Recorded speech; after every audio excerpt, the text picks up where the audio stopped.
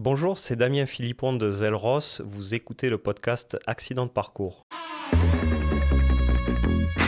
Vous écoutez Accident de parcours, un podcast dédié à enrichir la communauté de l'assurance de dommages. Peut-être êtes-vous comme plusieurs d'entre nous qui n'ont pas grandi pensant un jour travailler en assurance.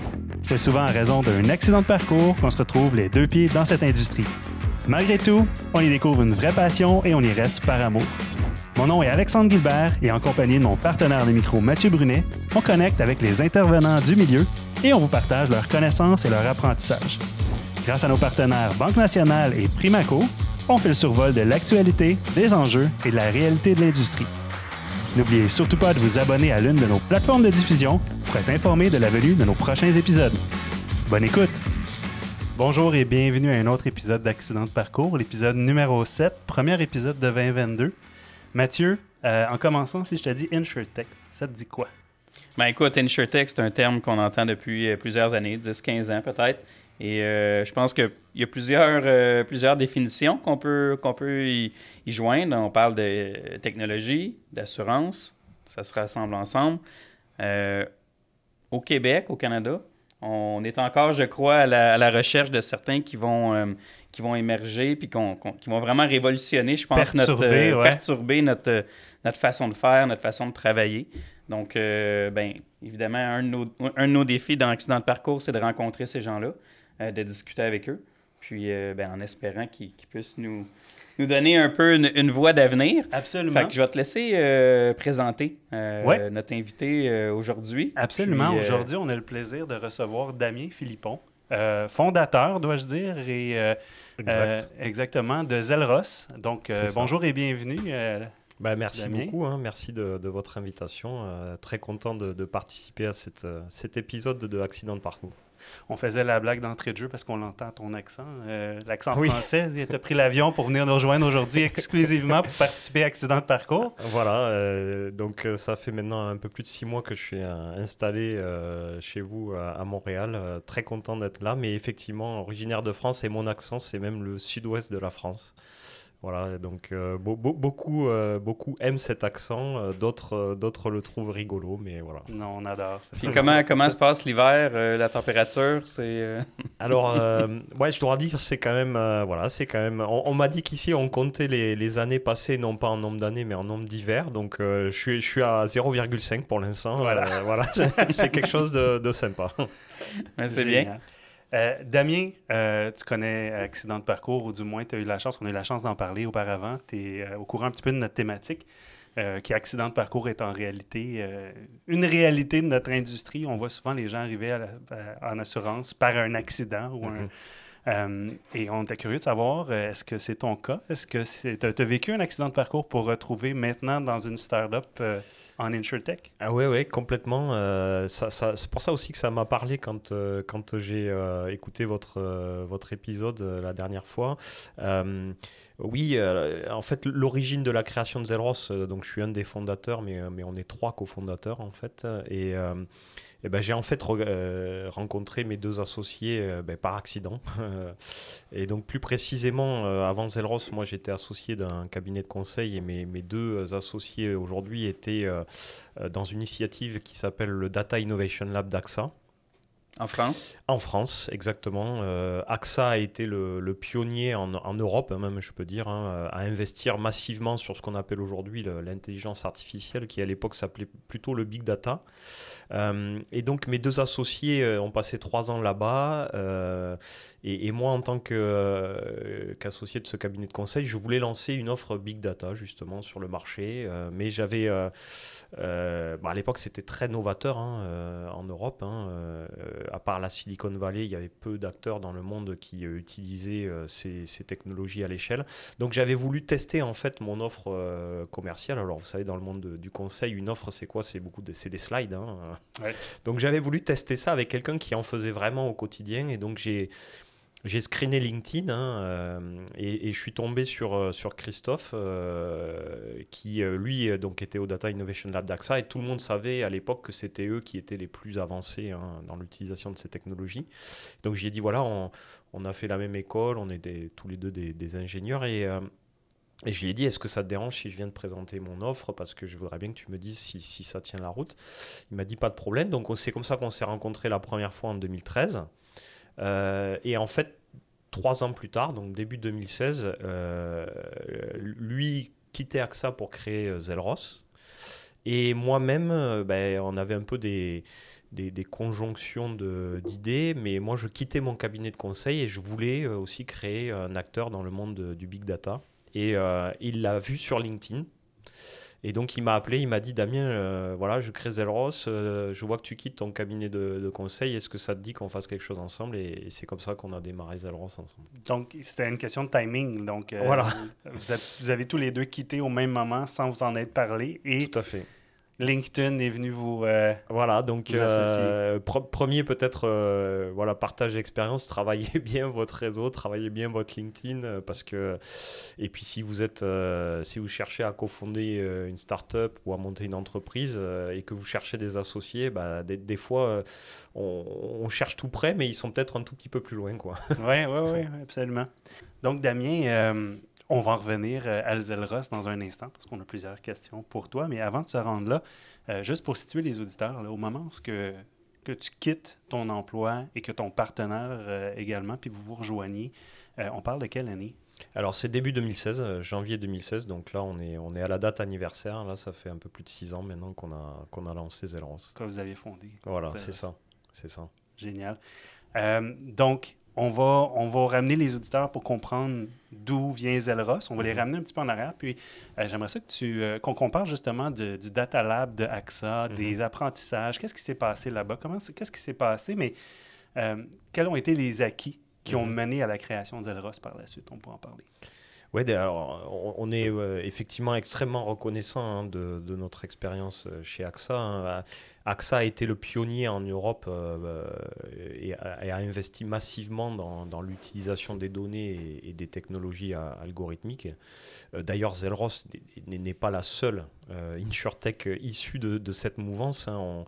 On est plusieurs insurtech à être, on appelle ça des baby boys d'AXA. Donc, les auditeurs connaîtront peut-être Shift Technology dans la détection de fraude et l'automatisation de gestion de sinistres, Descartes Underwriting dans l'underwriting paramétrique, Accurate aussi qui fait du dynamic pricing et Zelros. On est tous les 4 issus de ces girons-là. Nous, ce qu'on a appris chez AXA, c'est que c'est 2 choses.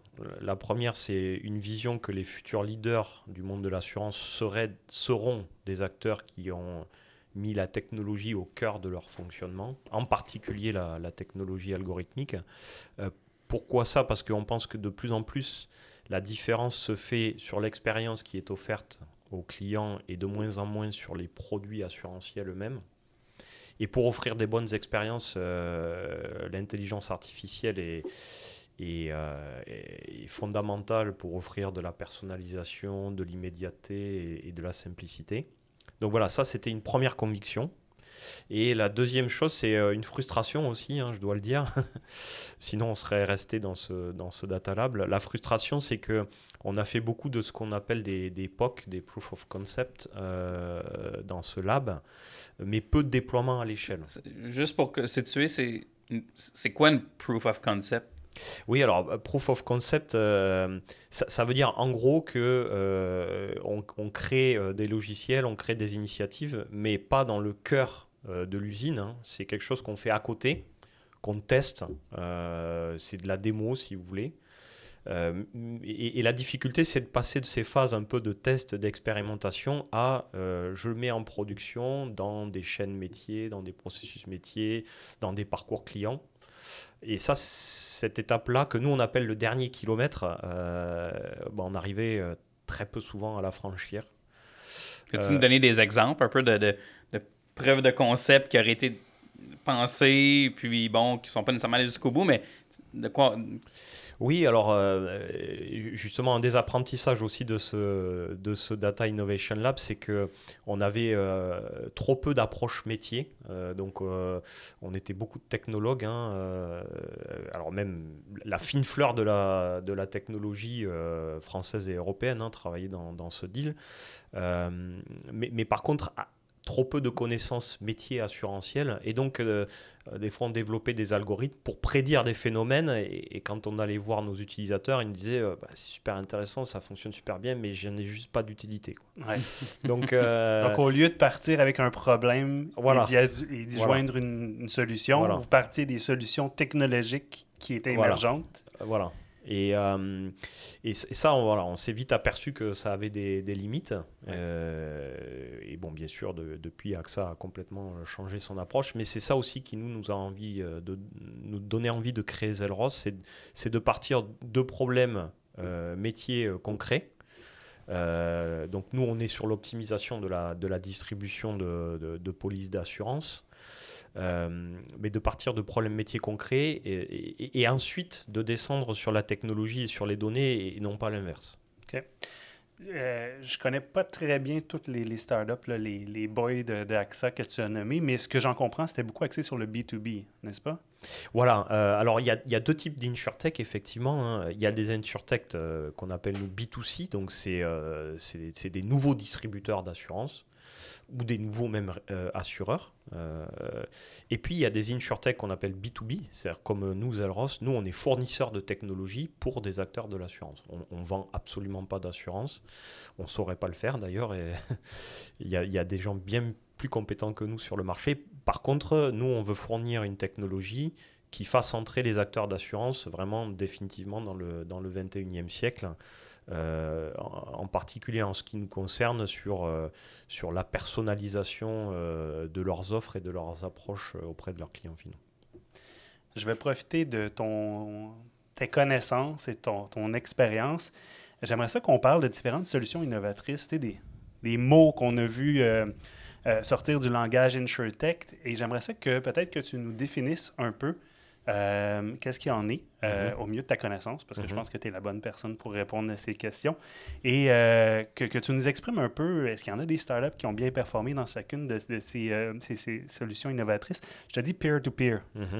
Comment expliquerais-tu qu'est-ce que de l'assurance peer-to-peer? Alors, peer-to-peer, pour moi, c'est de l'assurance communautaire. Ça rejoint pour moi un peu le monde du mutualisme, c'est-à-dire c'est des gens qui ont un petit peu les mêmes centres d'intérêt, les mêmes caractéristiques, qui vont se regrouper entre eux pour s'auto-couvrir de manière mutualiste. Voilà. D'ailleurs, on a beaucoup de clients mutualistes chez Zelros. Je pense que c'est un modèle qui va se développer dans le futur. Il y a pour moi un peu deux grands futurs acteurs de l'assurance. Il y a les big tech, en tout cas les acteurs qui auront mis encore une fois la technologie au cœur de leur fonctionnement. Tesla en a un. Tesla, c'est un manufacturier, mais c'est un big tech parce qu'il collecte des centaines de gigas de données sur ses conducteurs et c'est comme ça qu'ils peuvent vendre de l'assurance auto avec des garanties et des tarifs ultra concurrentiels. Et de l'autre côté, je pense que il va se développer une nouvelle forme d'assurance plutôt basée sur du mutualisme et une autre approche en fait du marché. Parfait. Si je te dis maintenant on-demand insurance. Oui, alors ça c'est une autre grosse tendance, c'est que déjà on possède de moins en moins de biens. De plus en plus on loue des biens. On va utiliser Uber ou Blablacar pour se déplacer. On va de moins en moins posséder sa voiture. On possède même de moins en moins, par exemple, son chauffe-eau à la maison. Des fois, on le loue. Et donc, de plus en plus, on va vouloir assurer ses biens. Alors, je parle d'assurance de biens, mais c'est aussi vrai dans le monde de l'assurance de personnes. Quand on en a l'utilité. Donc, ça peut être à la journée, ça peut être au mois. Et donc, du coup, les assureurs vont devoir complètement transformer leur police d'assurance pour s'adapter à ça. Et s'adapter, c'est pas juste adapter la police d'assurance, c'est adapter complètement le parcours du client final qui active et désactive. Que ça soit simple, parce qu'actuellement, là, s'entend que c'est pas simple. Là. Faire une modification, changer de... Ah oui. C'est extrêmement lourd. Là. Fait que si on parle de petites transactions, il faut que ça soit simple. Ah, Il voilà. faut que les gens aient accès facilement à un coût aussi qui est raisonnable. Là. Complètement, on est au tout début de ce phénomène-là. Et là encore, la technologie va jouer un rôle fondamental, hein, parce que comme tu l'as dit, hein, si c'est pas simple, et même in fine, ce qu'on imagine, hein, c'est que ça soit automatique, que le client n'ait même pas besoin d'agir pour avoir accès à cette assurance à la demande. C'est quand il rentre dans son Uber, automatiquement, son assurance auto s'active. Et quand il en sort, qu'il gare sa voiture, que son assurance auto se désactive. Donc c'est vers ça probablement que le marché ira, mais ça demande une transformation profonde des acteurs traditionnels de l'assurance. Ça devient comme une tarification active en temps réel. C'est ça, c'est ça. Basé sur la donnée. Exact. Ça. Si je te dis embedded insurance, tu en as parlé un peu tantôt avec Tesla, j'imagine, on pourrait voir... C'est ça, oui. Alors, Gartner, je ne sais pas si vous connaissez Gartner, là, c'est cette entité mondialement qui prédit un peu le futur, hein, un cabinet de conseil en stratégie. Ils disent que d'ici 2030, 30% de l'assurance sera distribuée embedded, c'est-à-dire adossée à autre chose. Alors, dans le passé, on pouvait appeler ça plutôt B2B2C. Par exemple, en Europe, le modèle banque-assureur est très développé. La banque-assurance, c'est une forme d'embedded. Hein. En fait, je rentre dans ma banque pour des produits bancaires et puis pour un crédit, par exemple. Et en fait, maintenant, le banque-assureur va aussi m'équiper en assurance. Bon, mais ça se généralise, en fait. Hein. Il y a maintenant des acteurs, des fournisseurs d'électricité, par exemple, qui commencent à distribuer de l'assurance. Il y a les concessionnaires automobiles comme Tesla. Donc voilà, Gartner prédit 30% du marché mondial de l'assurance en 2030. Donc 2030, c'est dans 8 ans. Donc ça arrive très vite. Ouais. Puis tu sais, si on pense au Canada, il y a quand même beaucoup de législation qui régissent ça. Mm-hmm. Est-ce que, puis là, tu sais, je vais plus en prédiction, mais est-ce que tu penses qu'à un moment donné, les lois vont devoir s'adapter à ça? Parce que actuellement, tu sais, les banques, il y a une séparation entre le bancaire, l'assurance.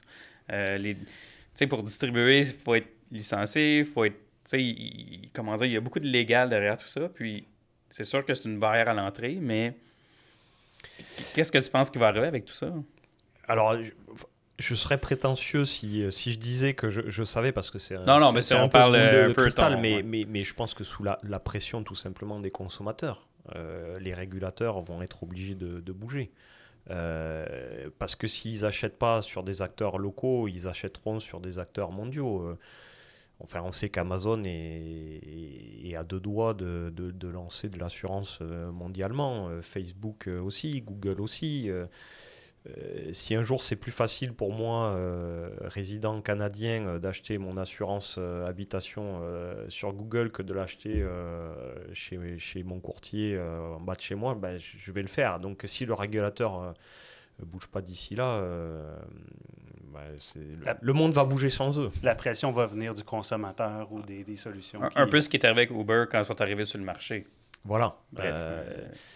Exactement. Rapidement, j'avais deux autres termes, puis tu pourras en parler rapidement, mais Prevention Focus, puis Future Proof. Prevention Focus, tu en as parlé, là, c'est un des boys d'AXA, d'ailleurs, qui était vraiment axé sur cette solution.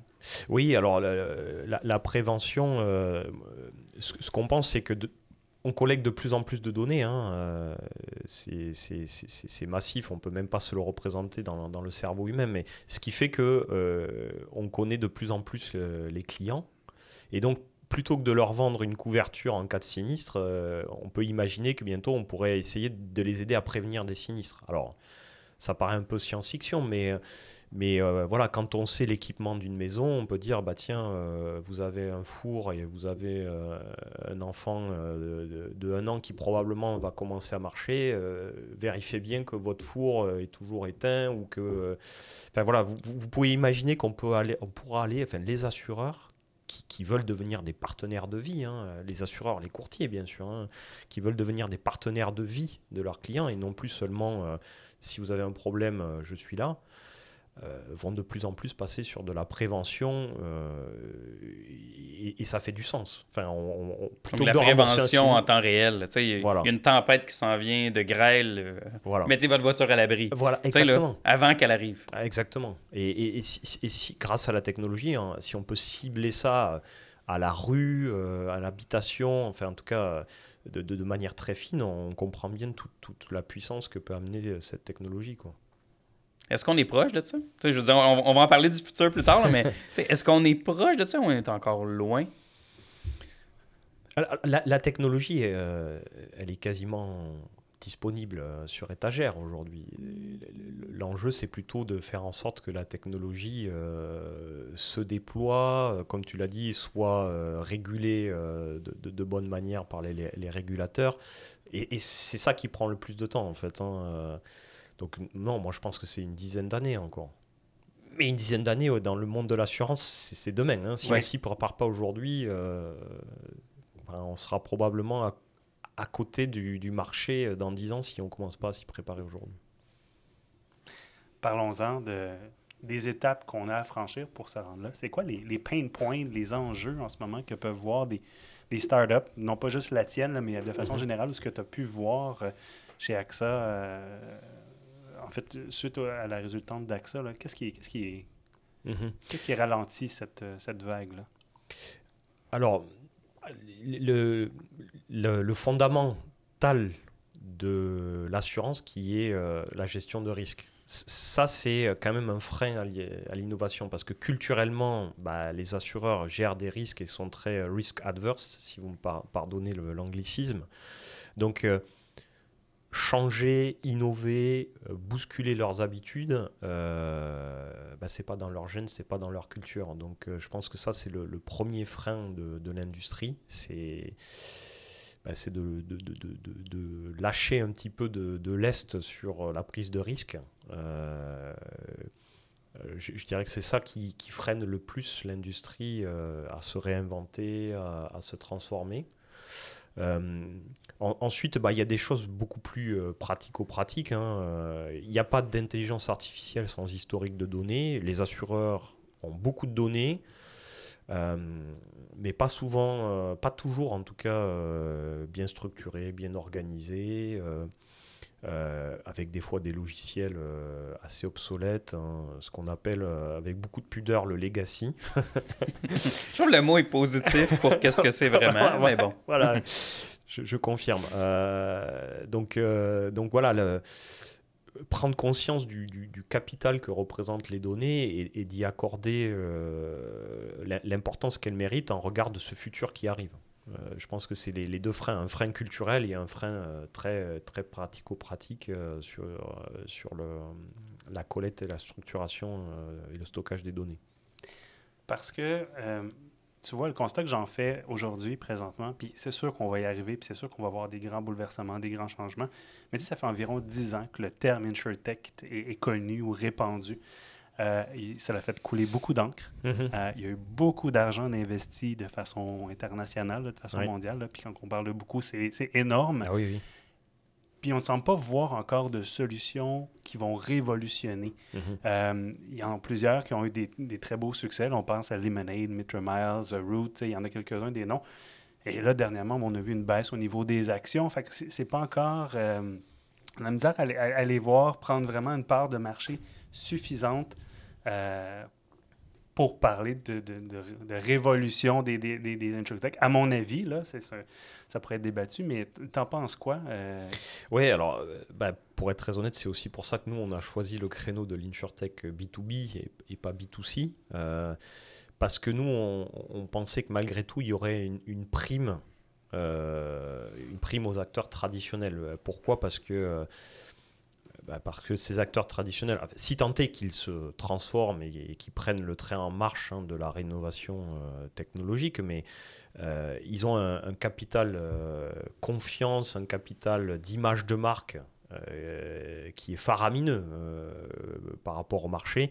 Et donc des nouveaux assureurs qui arrivent pour prendre des parts de marché, on le voit bien avec les acteurs que tu as cités, les coûts d'acquisition clients sont gigantesques et donc aujourd'hui ils ont des résultats pas très très bons. Donc nous, c'est pour ça qu'on ne s'est pas positionné, on aurait pu choisir de créer un assureur. Nous, on s'est positionné en fournisseur de technologie pour des acteurs existants. Pour cette raison-là. Deuxième raison, parce que je l'ai dit tout à l'heure, intelligence artificielle, les Moneyd communiquent énormément et pour nous, c'est quand même un modèle parce que je pense qu'il montre la voie, mais il n'y a pas d'intelligence artificielle sans historique de données. Sincèrement, je ne sais pas sur quel patrimoine de données les Moneyd entraînent ces algorithmes parce qu'ils n'en ont pas de patrimoine de données. Ils ont quelques centaines de milliers de clients, alors que les acteurs traditionnels des historiques de données, ils en ont. Dans leur legacy system. Voilà. Qui n'est pas accessible. mais là, je pense qu'on s'en vient, là, on parle de Zelros. Le plan d'affaires, quand vous avez débuté, est-ce que le plan que vous suivez actuellement, c'était le plan que vous aviez au début? Puis, non. En fait, si tu peux nous expliquer un peu, c'est quoi la solution que vous offrez, Zelros? Oui, alors, une start-up, quand on crée une start-up, il y a un peu deux manières de la créer. C'est soit on a une vision déjà hyper précise du produit qu'on veut construire. Et même dans ce cas-là, en général, la route, elle n'est pas tout droite, on tire des bords dans le langage startup. Nous, c'était encore différent. Nous, on savait qu'on voulait appliquer l'IA dans le monde de l'assurance, mais on ne savait pas sur quelle partie de la chaîne de valeur. Donc, on a passé un peu plus de 2 ans, même 3 ans, à chercher notre créneau.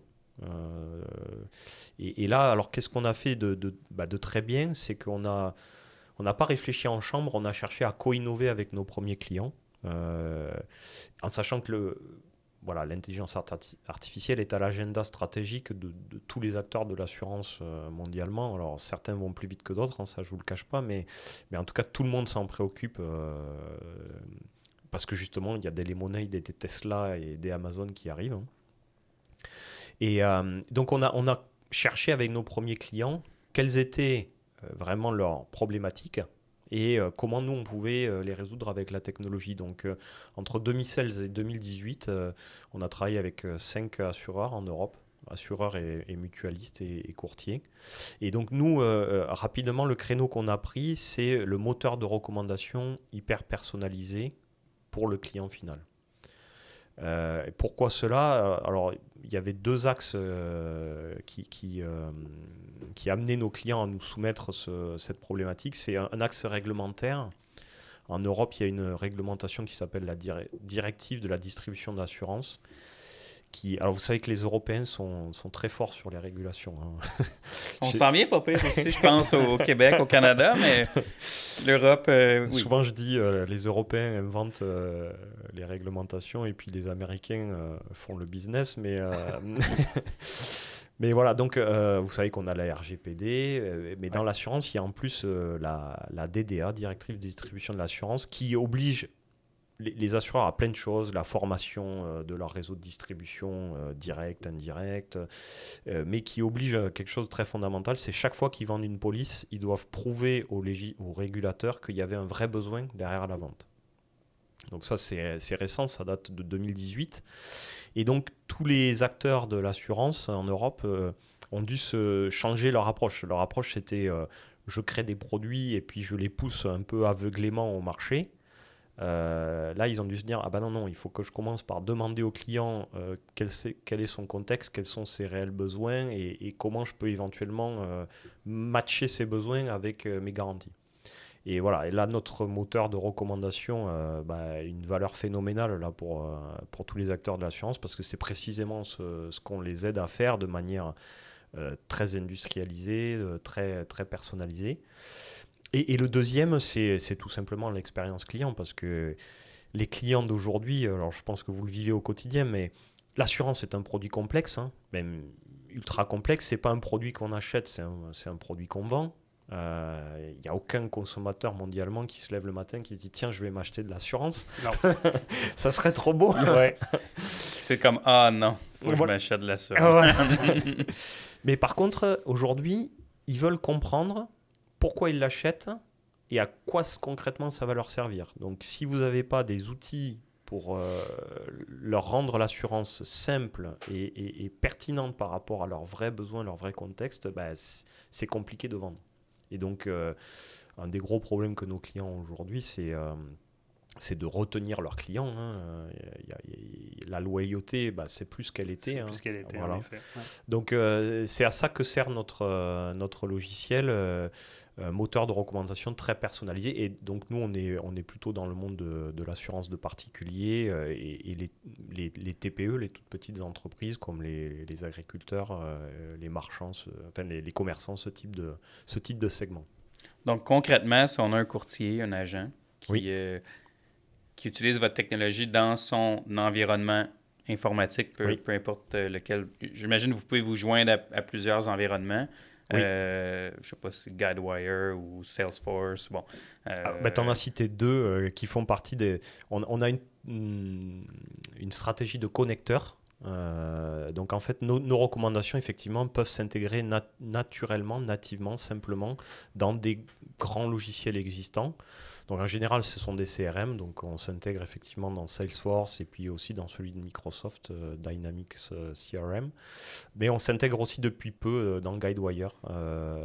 Et on s'intègre aussi, donc ça c'est à destination du courtier. Donc quand il ouvre son espace de travail qu'il connaît très très bien, là il va avoir des recommandations très personnalisées sur les moments de vie de ses clients, sur leurs appétences, et même avec des propositions d'arguments de vente personnalisés. Donc ça, c'est pour le courtier, mais maintenant, on s'intègre aussi directement dans le parcours du client final, hein, dans les portails clients ou dans les sites web. Parce que ça, c'est aussi une des grandes tendances. Les clients veulent, à minima, démarrer leur parcours en ligne, maintenant, de plus en plus. Alors nous, on fait partie de ceux qui pensent que, et je ne le dis pas parce que vous êtes en face de moi, mais que les courtiers et les agents ont encore une longue vie devant eux, hein, parce qu'on voit bien que les clients parler à un ordinateur, à un bon moment, ils veulent parler à un vrai humain.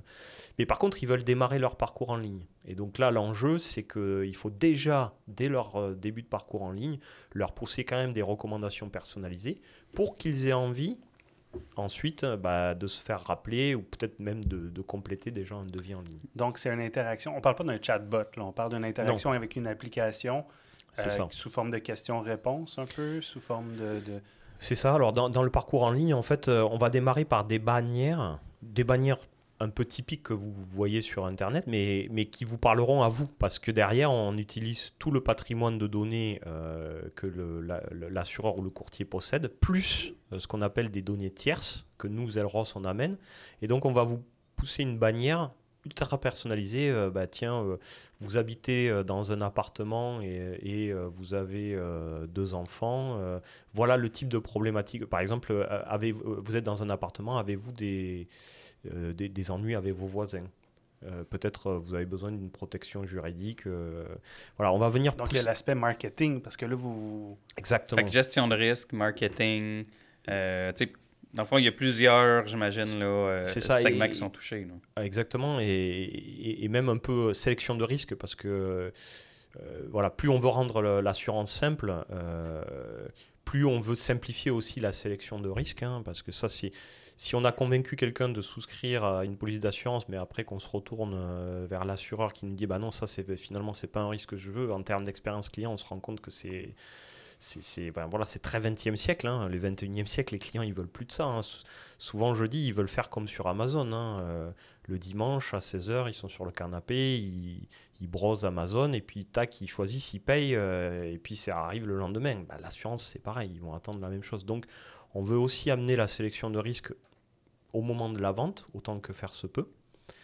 Et donc là, voilà, donc ça commence par des bannières, et ensuite, s'il est intéressé, il va cliquer, et là, il va se retrouver peut-être dans un tunnel de souscription.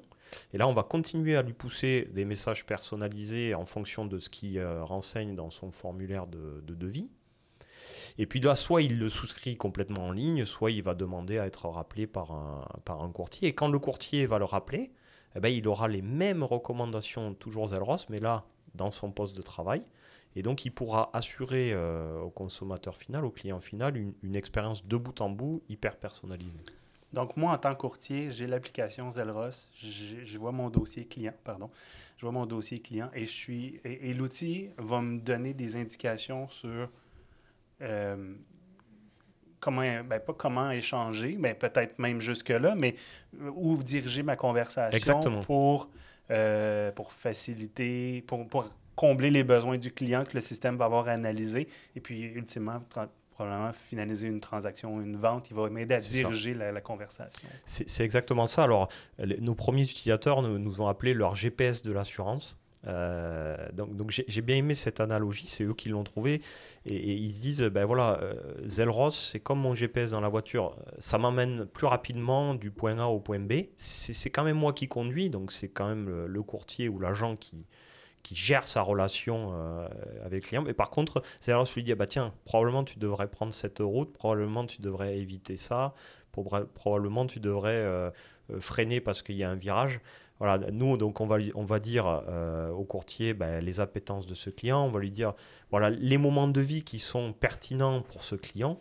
Et on va lui dire voilà, si ce moment de la vie, tu confirmes avec le client qu'il est pertinent, voilà ce que tu dois mettre en exergue dans la police d'assurance qui va parler au client et qui va probablement lui donner envie de souscrire à la police. Et puis peut-être même trouver des produits, j'imagine, complémentaires ou additionnels. Complètement. Donc, est-ce que ça l'écoute aussi, la conversation? Alors, on sait le faire. On ne l'a pas encore mis en production, pour être honnête. Je devance, là, je m'excuse. Non, mais ça, c'est typiquement dans notre trajectoire de produits. Parce que maintenant, il y a des algorithmes qu'on appelle NLP, Natural Language Processing. Donc, on est capable de comprendre ce qui est dit dans une conversation. Et nous, on a développé un moteur de NLP spécialisé au monde de l'assurance. Donc là, notre première innovation, c'est que on écoute si l'agent ou le courtier a utilisé en fait les arguments qu'on lui proposait. Et ça nous permet de réentraîner notre algorithme parce que la puissance de l'IA, c'est qu'elle apprend en permanence. Donc notre IA apprend de chacune des interactions entre le courtier et un client. Et donc, au premier temps, on écoute si l'argument a été utilisé ou pas, juste pour réentraîner notre IA. Mais demain, on pourrait même découvrir des nouveaux centres d'intérêt dans la discussion. Si le client dit, par exemple, appelle et dit bah, tiens, la semaine prochaine, je vais au ski. Tiens, nous, on va apprendre équipement de sport. Voilà.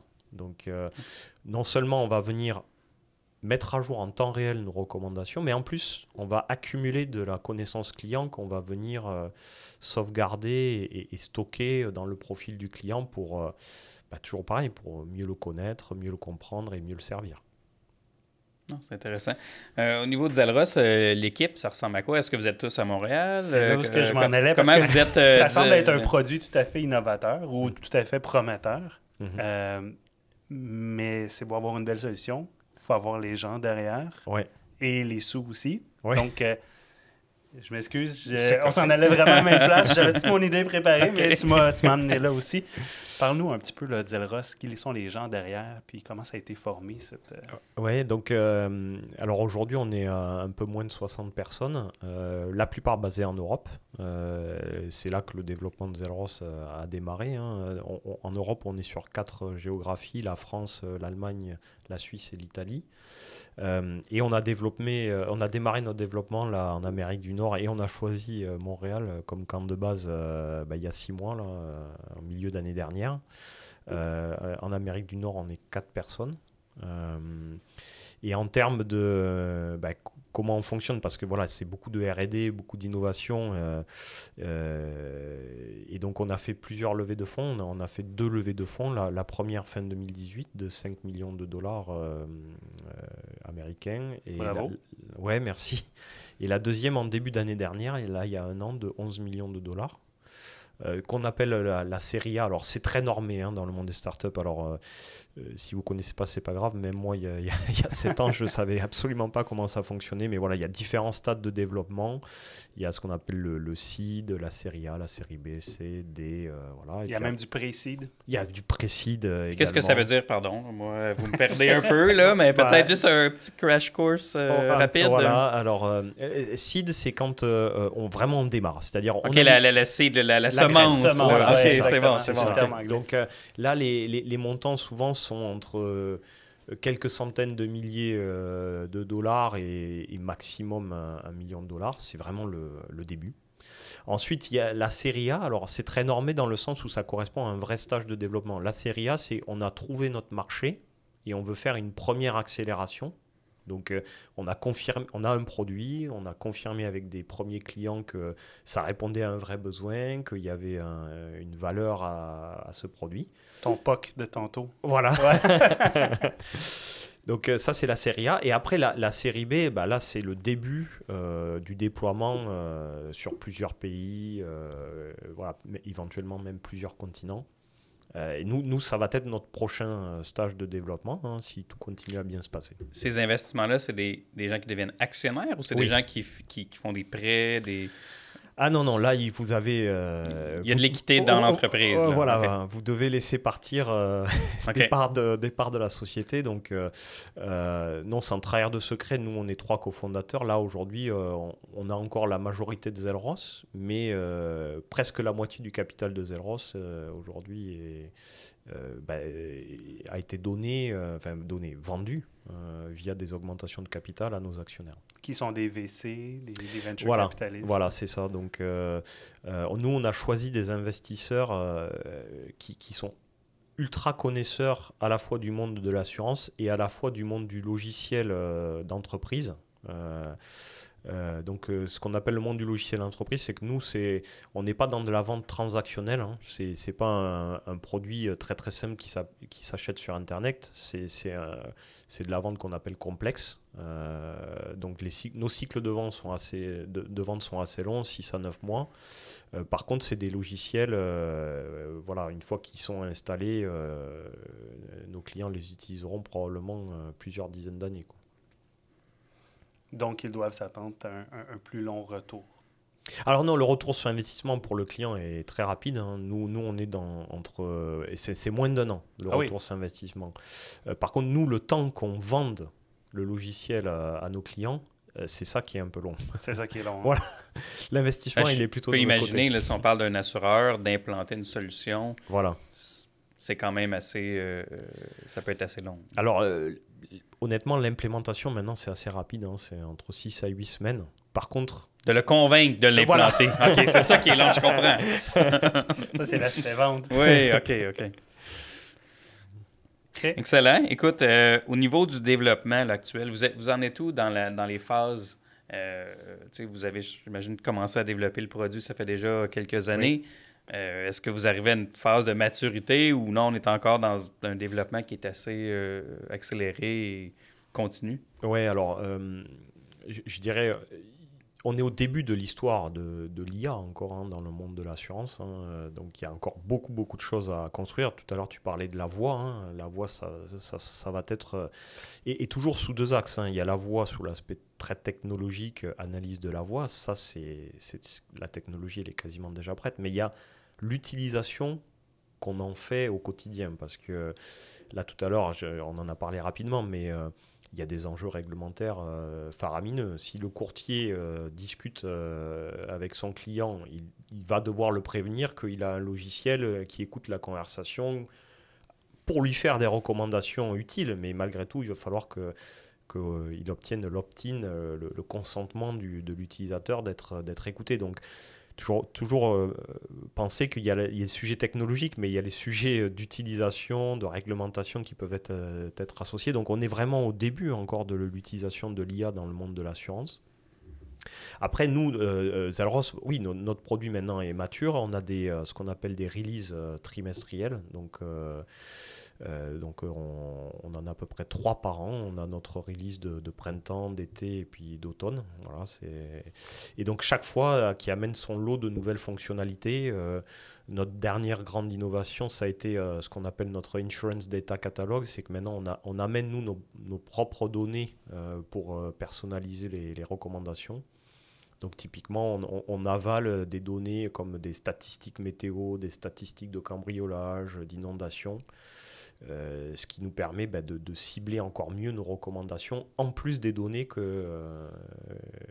analysait déjà issues du patrimoine de nos clients. OK. Puis, ensuite de ça, c'est quoi, les étapes qui s'en viennent de développement? Est-ce qu'ils sont déjà définies? Puis est-ce que c'est implanté déjà avec certains assureurs ici au Canada? Alors non, pas encore. On a des discussions assez avancées avec 3 d'entre eux, mais que je ne peux pas nommer encore. Ben, on comprend. On comprend très bien pourquoi. Mais voilà, on devrait concrétiser nos premiers partenariats et contrats là, au premier trimestre là, de 2022. Et je suis très content d'ailleurs. Des acteurs différents, soit des assureurs, mutualistes et courtiers aussi. Et alors en termes de développement, notre ambition là, pour les 2 années à venir, c'est de signer nos premiers clients en Amérique du Nord. Et puis de faire cette série B. Et là, on créera des grosses équipes en Amérique du Nord, probablement de la taille de celle qu'on a aujourd'hui déjà en Europe. Comment la relation avec les assureurs ou les partenaires, clients, comment ça se passe? Est-ce qu'une start-up comme Zelros est bien reçue? Est-ce que vous avez vraiment vous devez faire vos preuves? Comment vous sentez que c'est perçu aujourd'hui, après 10 ans à parler des InsurTech et tout? Comment ça se passe maintenant? Alors ça, je pourrais en discuter longtemps, mais un peu pour le fun, au tout début, quand on a commencé, que j'allais voir des assureurs, que je leur disais, voilà, il faut investir massivement sur l'IA, parce que sinon, dans 10 ans, Google probablement sera sur votre marché. À l'époque, les gens explosaient de rire quand je disais ça. Vraiment, hein, maintenant, ils rigolent beaucoup moins. 10 ans plus tard. Donc déjà, voilà, ça a beaucoup changé. Non, et après, il y a typiquement, là, ce qu'on constate, c'est qu'il n'y a pas longtemps encore, les data labs internes nous considéraient un peu comme des compétiteurs parce qu'eux-mêmes avaient créé ces compétences depuis moins de 1 an. Donc, c'était très frais pour nous. Hein. Maintenant, les data labs nous voient comme des accélérateurs. Donc, voilà, le marché, quand même, bouge très, très vite. Après, c'est sûr que plus on grandit, plus on est pérenne. Et donc, moins les assureurs ont des réticences à investir sur une technologie comme la nôtre. Hein. C'est aussi à ça que servent les levées de fonds. Enfin, honnêtement, en tant que fondateur, on ne fait pas de levée de fonds pour le plaisir parce qu'à chaque fois, c'est du capital qui s'en va. Et puis surtout, chaque fois qu'on fait des levées de fonds, il faut faire des croissances assez significatives. Hein. Minimum plus de 100% de croissance annuelle, hein, c'est ça qui est attendu. Hein, il y a une pression qui vient avec ça. Voilà, exactement. Alors moi, j'adore la pression, donc c'est pas un sujet, mais voilà, si on pouvait se développer sans faire de levée de fonds, on le ferait. La levée de fonds, ce qu'elle amène aussi, c'est que c'est de la confiance de la part de ces assureurs. C'est oui, Zelros, c'est quelque chose qui existera dans 10 ans. Alors, peut-être sous cette forme ou sous une autre, mais en tout cas, c'est pas un acteur qui va mourir dans 6 mois. Quoi. Puis le produit, quand on regarde la distribution, donc votre produit Zelros, est-ce qu'il est le même un peu partout dans le monde? Ou j'imagine qu'il est adapté à chaque région, mais est-ce que le core est vraiment le produit est similaire, puis ensuite il y a plusieurs langages, plusieurs langues en fait d'utilisation? Oui, alors le produit est le même partout. Par contre, il peut être utilisé différemment. Par exemple, en France, c'est beaucoup des réseaux de distribution captifs, alors qu'en Amérique du Nord, c'est beaucoup de distribution indirecte. Donc là, on voit qu'en France, les clients qui nous achètent notre logiciel sont massivement des assureurs. En Amérique du Nord, ça sera plutôt massivement des MGA ou des courtiers. Mais sinon, le logiciel en lui-même reste le même. Hein. C'est un moteur de recommandation et on pousse nos recommandations, je dirais, indifféremment d'un pays à l'autre. Alors après, évidemment, il y a une console d'administration qui vient avec le logiciel où chaque acteur configure ses produits, configure son contexte. Donc, c'est le même logiciel. Par contre, la solution est ultra personnalisée d'un acteur à l'autre. Dépendant de sa base de données, dépendant de... Exactement. Bon, je pense qu'il y a tellement de... Exactement. Après, là où on est, nous, très avancés chez Zelros, c'est ce qu'on appelle l'intelligence artificielle responsable et éthique, parce que l'IA, c'est puissant, mais ça fait peur aussi. Et notamment, il y a un sujet qui est assez... délicat vis-à-vis des régulateurs et nous on a travaillé là-dessus depuis la création de Zelros. C'est comment j'explique les recommandations de l'IA d'une part Et deuxièmement, l'IA c'est puissant, mais c'est très bête, hein. Ça s'entraîne sur des historiques de données. Donc je ne sais pas si vous avez entendu parler, mais il peut y avoir des biais dans le donné, des biais sur hommes-femmes, des biais sur encore pire de race. Sur l'âge, en tout cas, Voilà. toutes les données possibles, en fait. Là, Voilà. Donc il peut y avoir ce qu'on appelle des biais via des proxys, c'est-à-dire par exemple, la couleur de la voiture, des fois, ça peut être un proxy vers le genre.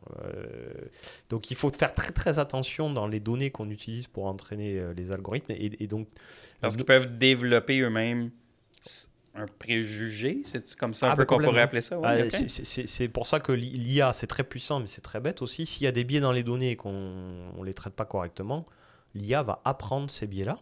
Et donc, quand on va lui demander de prendre des décisions, de fournir des recommandations, elle va fournir des recommandations et des décisions également biaisées. Donc, nous, on a beaucoup travaillé sur ce sujet-là. On a fait valider, en fait, on l'a même open sourcé parce qu'on pense aussi que voilà, il faut aussi partager et faire progresser la communauté. Donc, on l'a mis à disposition de tout le monde. Un framework sur ces deux sujets-là, le débiaisement des données, la protection des données sensibles et l'explicabilité des décisions de notre client.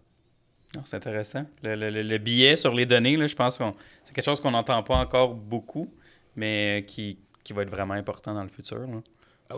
Si on veut faire confiance à l'intelligence artificielle, ça va passer par là. Exactement. Donc,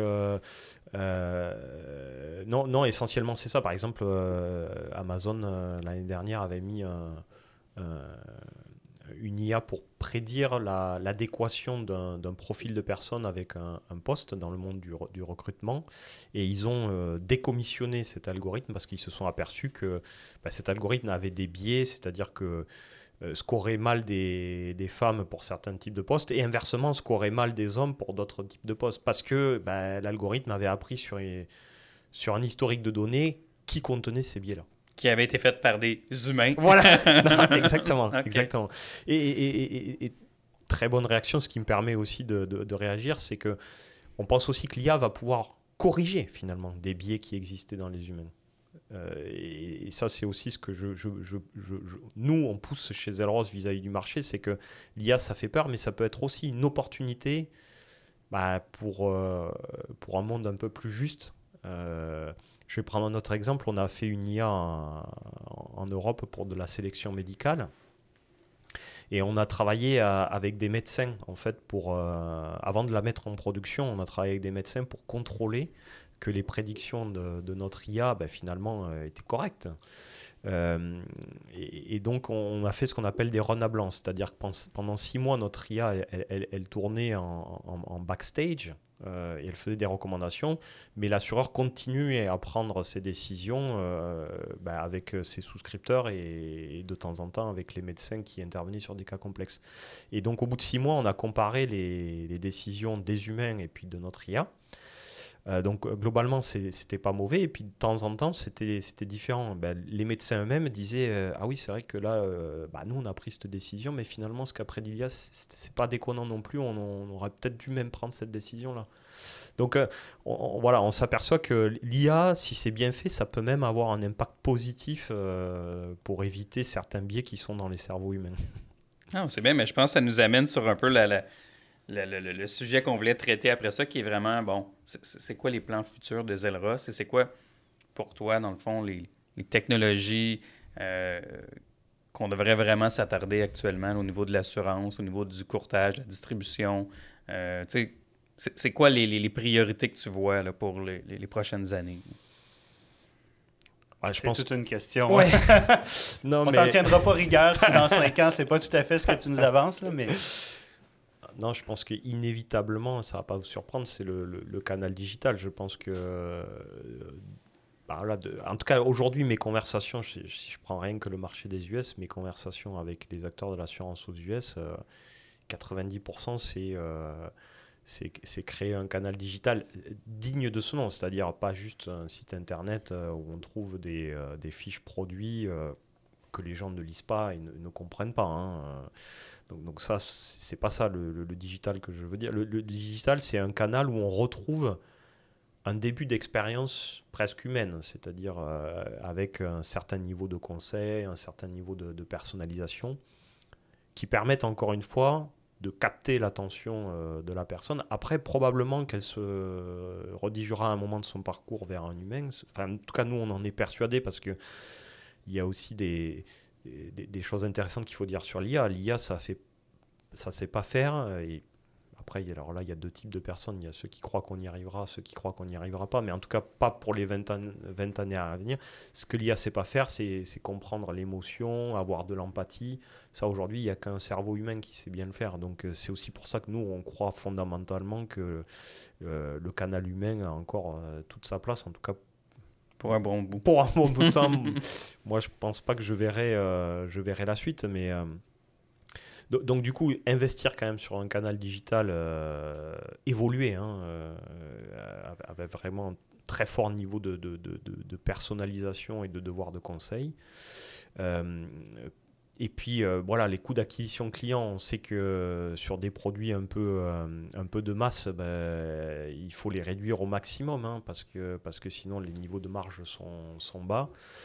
Donc on pense qu'il y aura quand même deux types de produits, les produits un peu très grande consommation qui vont s'acheter massivement en ligne, et puis après des produits plutôt plus spécifiques qui eux vont rester vraiment fondamentalement distribués via des agents ou des courtiers. Donc comparons mettons l'assurance automobile qui est beaucoup plus simple versus une assurance entreprise moyenne, grande entreprise là, qui voilà. nécessite une analyse un peu plus poussée. Voilà, et puis même dans le monde du particulier, le dommage et le bien qui va probablement être de plus en plus online. Par contre, l'assurance de personnes, quand on touche à de la santé, de la prévoyance, voilà, là on ne peut pas tout faire avec de la technologie. Donc il y aura peut-être encore une fois des débuts de parcours avec de la technologie, mais la fin de parcours, quand on confie les garanties de sa vie et de ceux qui leur sont chers, on n'a peut-être pas complètement envie de parler à une machine, quoi. Ouais. Donc la technologie va venir épauler cette expérience client-là. C'est ça. Sans être faite 100% en ligne là, ou avec l'algorithme, mais venir donner des avantages finalement à l'humain qui est derrière. Exactement. En tout cas, voilà, nous, c'est notre conviction chez Zelrance. Excellent. Ben écoute, je ne sais pas si tu as un mot de la fin pour nous, à nous partager ou pour les auditeurs. Là, déjà de dire que nous, on est super contents d'être arrivés au Québec. Formidable terre d'accueil pour nous là, qui sommes originaires de France. Déjà, on parle la même langue et ça, c'est plutôt sympa. Voilà, ravi de répondre aux questions des auditeurs s'ils le souhaitent me contacter et je me ferai un plaisir de répondre à leurs questions. Oui, absolument. Puis ils peuvent retrouver un peu plus d'informations. Vous avez un site internet qui est... J'espère. Oui. Oui, mais je veux le nommer. Oui.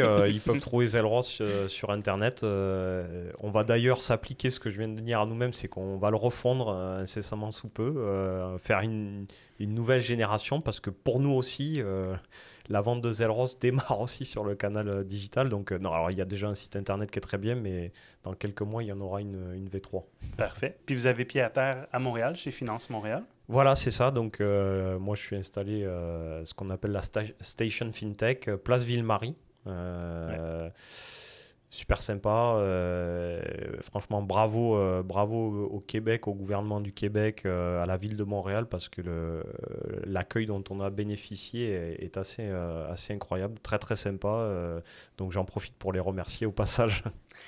Avant de conclure, il y a un élément qu'on n'a pas parlé tantôt, puis on s'en parlait en se faisant le café tout à l'heure. Là.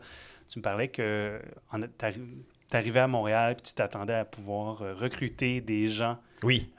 Et on a une pénurie dans notre domaine, il y a une pénurie en technologie. Oui. Quelle a été ton impression? Ça a été un peu une déconvenue, pour être honnête, parce que... Oui, ils ne vous l'avaient pas dit d'avance. Non, alors, quand on a fait notre deuxième levée de fonds, la Série A, donc, avec un investisseur américain, moi, j'avais comme idée de ne pas m'installer aux US, j'avais comme idée de m'installer justement à Montréal. Bon, j'avais un petit peu peur de leur dire ça, parce que vous connaissez les Américains, ils sont très... tout ce qui n'est pas aux US, c'est pas bien. Bon, et quand j'ai proposé Montréal, ils ont bien réagi. Ils m'ont dit oui, c'est une bonne idée parce que de toute façon, dans la Silicon Valley, voilà, les tarifs sont déjà exorbitants. À New York, c'est pareil. Donc, non, Montréal me paraît un très bon choix. Donc, voilà, j'étais très content. Et puis, en fait, quand on est arrivé ici, que j'ai commencé à sonder le marché, voilà, ça a été la déconvenue parce que ici aussi, les ressources sont devenues voilà, extrêmement rares. Alors je peux donner un tarif, hein, donc maintenant des bons développeurs logiciels, alors expérimentés, hein, 8-10 ans d'expérience, on parle d'un demi-million de dollars canadiens annuels. Non, il faut faire attention parce qu'il y en a qui vont vouloir quitter le courtage. Donc, non, mais je comprends, là, c'est des gens quand même là, de haut niveau. C'est de haut niveau, ouais. Mais la demande est là dans le sens que Google est venu s'installer. Il y a plusieurs grandes entreprises qui se sont venues s'installer à Montréal dernièrement.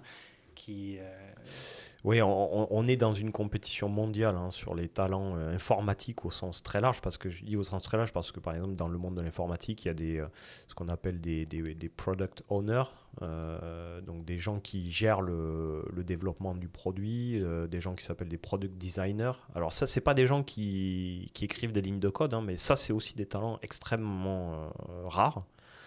Et c'est une compétition maintenant mondiale sur ces C'est quel genre de formation que ces gens-là? C'est des ingénieurs informatiques? Oui, en général, c'est des écoles d'ingénieurs. Ça peut être aussi des écoles de commerce, hein, mais des écoles de commerce, il faut que les gens aient envie de travailler dans le monde du logiciel, mais même des gens d'école de commerce hein, peuvent prétendre à faire ce type de poste. Et puis après, il y a des développeurs logiciels traditionnels, il y a des data scientists. Ça aussi, les compétences sont de plus en plus rares. Alors nous, chez Elros, on en a beaucoup parce qu'on est très reconnus dans ce domaine-là, mais par exemple, des développeurs logiciels, on a du mal, comme tout le monde, à en recruter. Wow. Intéressant. En terminant, on va remercier nos éditeurs, nos auditeurs, merci, de nous suivre et de nous écouter. Puis on attend peut-être les commentaires, mais s'il y en a qui cherchent à prendre contact avec toi, qui pourront passer par nous rejoindre, nous contacter, puis on transmettra tes coordonnées si tu le veux bien. Avec plaisir. Oui. Également, remercier les commanditaires, la Banque nationale qui nous commandite, et puis également Primaco, tout à fait, qui est également un commanditaire, et puis qu'on remercie grandement, qui nous aide à rendre le projet possible. Ouais. Un gros merci, Damien, pour ton temps et toute cette information. Ça a été fort apprécié, vraiment. Merci à vous pour l'invitation, c'était super sympa et voilà, je recommande vivement d'écouter et de participer à votre podcast. Merci. Merci. Bonne journée.